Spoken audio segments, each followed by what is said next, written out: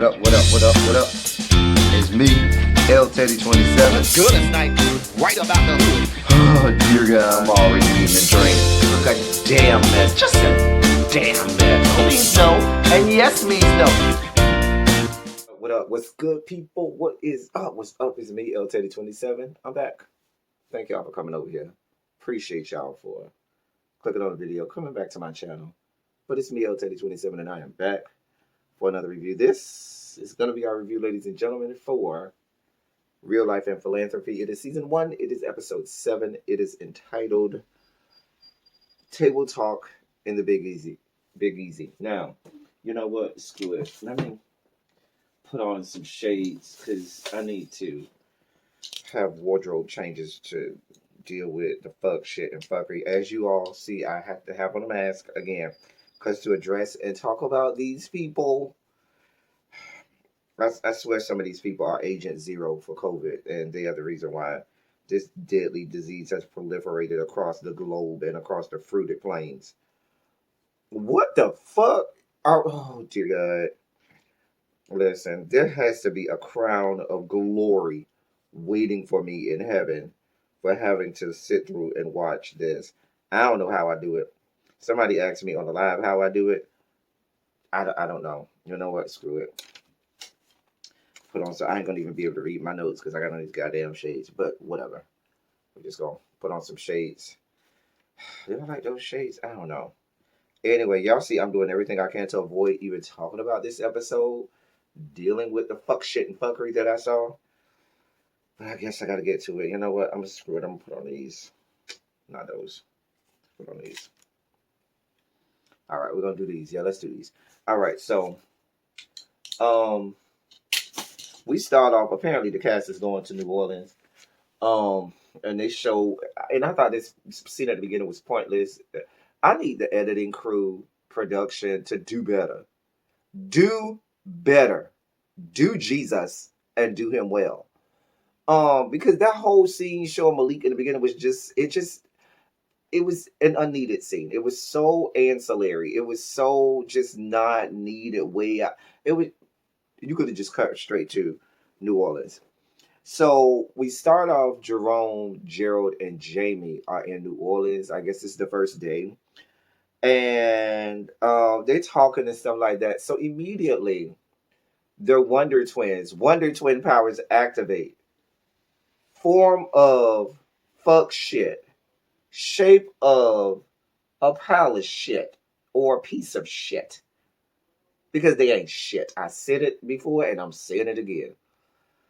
Jerome and Gerald did what they do, which is do everything they can to, just juju on my last of the nerves, okay?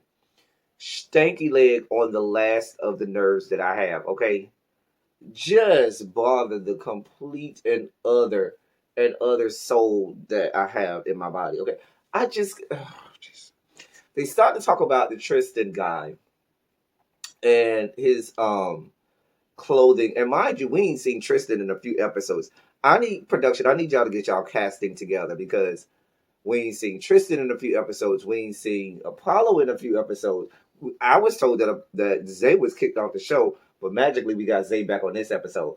Y'all still got Tristan in the credits, but we ain't seen him. And make this shit make sense. Anyway, dear God, Lord. So they was talking about the boys' clothing launch, and they were really doing a good job of just shading him.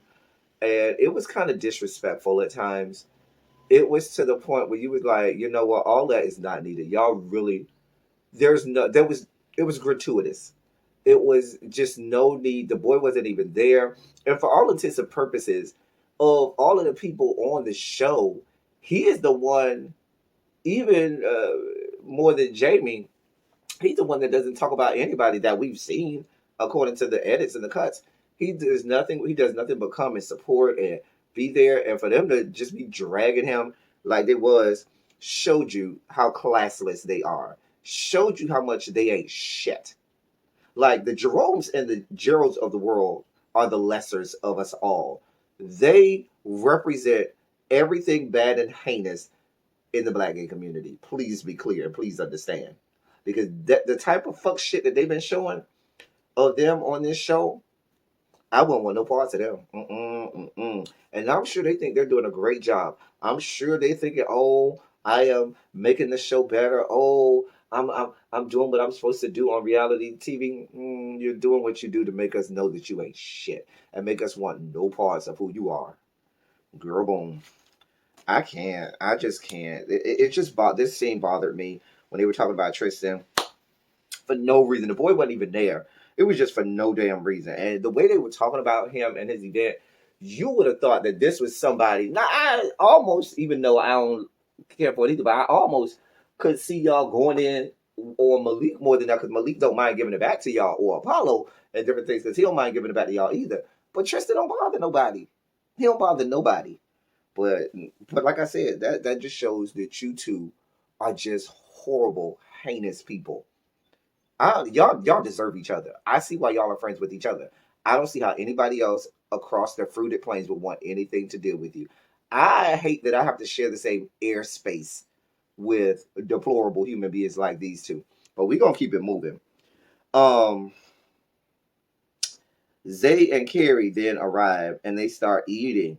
And then Jerome did exactly what I said last week he was going to do. If y'all remember in my review last week, I said that Malik was stupid for having Jerome come in his house and tell Jerome all of his business about having to move and this, that, and the third. Because I said what was going to happen was Jerome was going to immediately use that information and go to jail with it and spill all the tea to Gerald. But he took it further and just is telling everybody else all the boys' business and spilling all the boys' business all to the other members of the cast. Well, that ain't your business to tell. That ain't your business to tell. Like, whatever. We'll get there. But he talked all about the boy Malik's house. I mean, he read the fuck out of that house. He read Malik's house for everything it was worth. Okay? Everything it was worth. Let him tell. Listen, I expect that he has some kind of job as some type of zoning or code enforcement inspector or something. Because the way he described every crevice, inch, and part of that young man's house, I just knew he was some type of health inspector or zoning code enforcement inspector down there to Atlanta. Because obviously, let him tell you, he had been through every part of this young man's house. We'll get that on. Because I didn't understand, because from what we saw, what the editing showed us was all we saw was him tell you to come in and you sat on the couch. We didn't see you going through all of the parts of the house. But I don't know where you went. I don't know what did or did not make the edit. But at first I was like, well, is he making this up? Like, I didn't know how much of this I believed from Jerome. Then Gerald starts asking Carrie about being an escort, and he tried to come at it as if he was just being curious and inquisitive, but you can tell that there was an undertone of, girl, I'm trying to read you and shade you and let you know that you're beneath me because I feel like you're a sex worker and a prostitute, and I don't deem what you're doing worthy. I felt that oozing out of Gerald when he started this line of questioning. Gerald, you wasn't that enthused about learning what an escort was or prostitution was. Mind you, you already know what an escort and a prostitute is, Gerald. And if you don't, that just speaks volumes of you and your level of education and your level of, mental capacity. But that's a whole nother story. You wanted no parts of her explaining that to her. You just wanted her to come out her mouth and put on camera and put out there, yes, I'm an escort, I'm a sex worker, so that you could have another reason to have somebody who you think that you're better than. You ain't shit. That was a fucking mess. If I was Carrie, I would have sat there and said, escort? You asking me why I'm an escort? Or what is an escort? Are you asking me because maybe you need to be an escort? Because maybe you need to get a few coins to rub together? Because based on how you looking around here, you need a few coins. You need to be escorting somewhere. But that may not work for you, dear one, because you don't have anything that anybody wants. Nobody's going to pay for what you have. Let me keep going. We got to day 2. And then we see Jerome and Gerald. No, I'm sorry, Jamie and Gerald, not Jerome. Jamie and Gerald. They went to this women's and children's shelter, and they talked about how, the shelter was started after Katrina, and how the shelter has been there, especially now during COVID, since so many people have been displaced and have to rely on other individuals or entities such as this, just like they did after Katrina. So that was a really good scene. Love seeing that part, but it went by so fast because they wanted to get back to the fuck shit and fuckery. Listen, Gerald, I need answers. I need answers, Gerald. Gerald, I need answers. And what are the answers that I need? I need answers as to how you call yourself a model. And you even got model in your moniker for IG. And you walk the fuck out of the house, out of the room, out of whatever cave you walk out of, looking the way you look. Have you seen what you put on? Because as a man who's a professional, and I wear a lot of dress clothes, I wear a lot of business attire, a lot of shirts, a lot of ties, lots of bow ties, and so forth. Hey, boo, hey, dear one, you don't wear monochromatic shirt and tie with each other. One of them has to have some kind of design. That's fashion sense 101. You're not wearing this fuchsia ass shirt with this plain black tie. That's not how, no, that's not how. First of all, First of all, you ain't cute. You ain't got no fashion sense. Your walk ain't even that good. Your body language and your posturing is atrocious. But you want us to believe that you're somebody's model. Modeling what? Fecal matter? Modeling what? I'm reminded of those first few seasons of American Idol. If you remember the first few seasons of American Idol, there was always this one person that slipped through the cracks, could not sing at all. Everybody across the country was like, how the fuck did they even make it to the final 12 or final of however many? And then week after week, they was making it through when the real singers were in the bottom two every week. And you sitting up there in your mind like, how the fuck is this person on my screen, on my television screen? And they have no talent for what it is they're supposed to be talented at. And I'm looking at Gerald thinking the same way. How the fuck is this person on my television screen, on my computer screen, telling me he's some kind of model, and there's nothing about him that screams model. Absolutely, positively nothing. But see, this is a part of the horrible generation who were told, oh, it's always a yes for them. Oh, yes to everything. It's not a yes for everything, sweetheart. It's not a yes to modeling for you, honey. Some things are out of your capacity, and modeling is one of those, okay? Let me move on. Anyway, Gerald and Jerome sit down and talk with Jamie. So let's be clear. I don't buy by any stretch of the imagination that they went into this trying to diffuse the situation or try to, do the right thing. They went into this situation trying to start more drama and mess. They got Jamie. They said, oh, by the way, we did tell Malik that you was talking bad about him and that he can't get mad at us for talking bad about him when you was talking bad about him too. And Jamie was like, girl, I wasn't talking bad about him. Y'all made it seem like the idea. And that's what came out. They misconstrued Jamie's words to make it seem like Jamie was coming at Malik from a bad place or talking bad about Malik, and he wasn't. And then when that didn't work, when Jerome was playing didn't work, then Gerald stepped in and was like, well, what about the fact that you was the first one who brought up the OnlyFans, and we only knew about the OnlyFans because of you. So the OnlyFans thing is basically saying the OnlyFans thing was Jamie's fault. Once again, trying everything in their power to elicit some type of drama and just for no reason. And Jamie did not take the bait. Jamie is one of the kumbaya girls. They ain't trying to have all this fighting and carrying on. I'm not going to involve myself in drama. I play all sides of the fence if I have to, just so I don't have to be involved in drama, because I'm not going to get involved because you want me to. I was like, child, that plan didn't work. And then they tried to cast it off as, oh, we just wanted to sit down and have a nice conversation and get it all out. And no, y'all weren't trying to do nothing. And the fact that you fell for it, Jamie, you gotta have better discernment than that, Jamie. You gotta have way better discernment. So then, the whole cast sits down and to eat. Finally, Malik is there. Listen, have we not learned from the first episode? Do not let Malik pray. Lord, what type of listen? Please stop letting this young man pray, because the way he's gonna send us all to hell or have us choking on somebody's chicken bone or something. Please stop letting Malik pray. Please. Y'all don't. No, please stop that. Then they went into asking Carrie about escorting again, and in my mind, I'm like, didn't y'all just ask her about this last night, Gerald? And you was, like I said the first time, you were trying to be messy. You wanted her to say that now in front of Malik. Now you're trying to further drive home this whole, thing of, oh, she's an escort. I just want you to know that. Child. You knew what you were doing. You wanted it back on camera again. And just in case they didn't get a good sound bite from the first time you brought it up, they was going to get a better sound bite this time from production. A mess. Then they start discussing Malik's living situation. And so Jerome starts. So now we figure out that when Jerome left there, he must have went and started talking to Apollo. And Apollo started to tell him different things about Malik and his living situation. And they started to, compare stories. Anyway, Jerome then went into this whole tirade because him and Malik started going back and forth.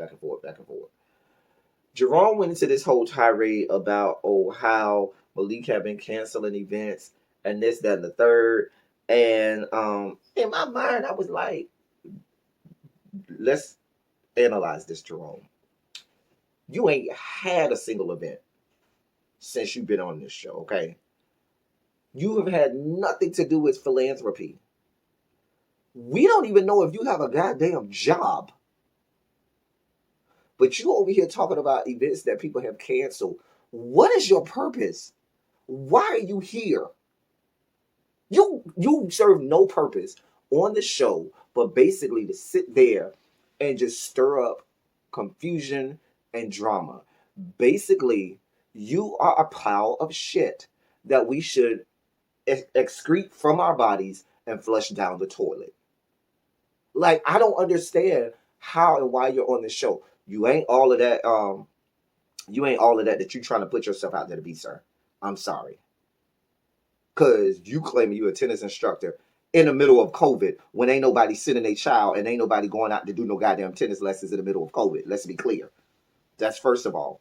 Second of all, you got everything to say about everybody else's situation. We ain't seen nothing you got going on. We ain't seen you have a job. We ain't seen you have no friends. We ain't seen where you live at. We ain't seen you do nothing philanthropic. We have not seen anything from you but you spreading division and drama. Like I said earlier, you are a deplorable human being. Because if every time you come into a room, divisiveness and fights ensues and people got to be on the defense and all up in their feelings because they know you finna start some shit, the problem is you. Who raised you? And further, let me go further into this, Mr. Jerome. See, this is why I got to question whoever the fuck raised you. Because how you take your ass into somebody's house, right? They tell you to come in. When you come into somebody's house, if you are raised correctly, you sit your ass down in the person's living room and you don't go nowhere else. How the fuck you manage to be all up on the second floor, on the bottom floor, in every room in this person's house, uninvited?